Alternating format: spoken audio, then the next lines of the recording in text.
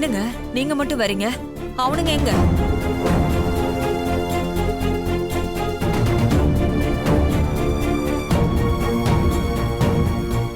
என்னப்பா ஆச்சு? அப்பா ஸ்டேஷன்ல என்ன சொன்னாங்க? 11 கோடி ரூபாய் இன்வெஸ்ட் பண்ண சொல்லி ஏமாத்திருக்காங்க. இவங்க தான் இதுல மெயின் அக்யூஸ்ட். அதனால கேஸ போட்டு இவங்களை ஜெயிலுக்கு அனுப்புறது தவிர வேற வழி இல்ல.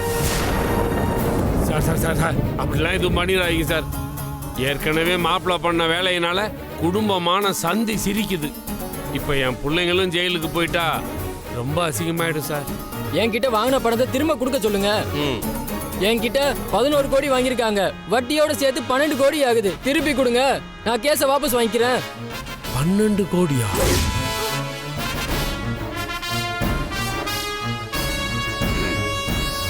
என்னது 12 கோடி பணம் கொடுக்கணுமா?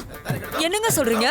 ஆமாடி, இவனுங்க சொன்னதை நம்பி தான் அந்த ஆளு பணத்தை போட்டிருக்கான். அந்த பணத்தை கொடுத்தாதானே அவனுங்களை விட முடியும்னு சொல்றானுங்க. சரிப்பா, 12 கோடி வாங்கி அண்ணனுங்க என்ன பண்ணாங்களா? அந்த காசு எங்க இருக்கா? அந்த பணத்தை இவனுங்க இன்னொருத்தனை நம்பி பணத்தை கொடுத்தானுங்களாம். அவன் இவனுங்களை ஏமாத்திட்டு ஸ்ரீலங்காவுக்கு ஓடி போயிட்டானோ.